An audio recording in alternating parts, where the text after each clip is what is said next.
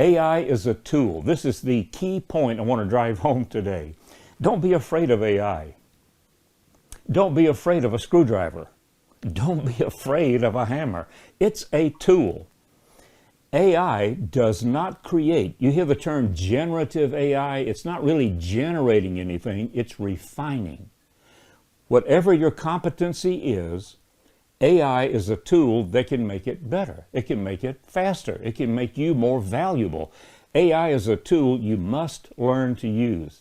Not, it would be good if you learn to use it. You must learn to use it, and it's already being used and abused.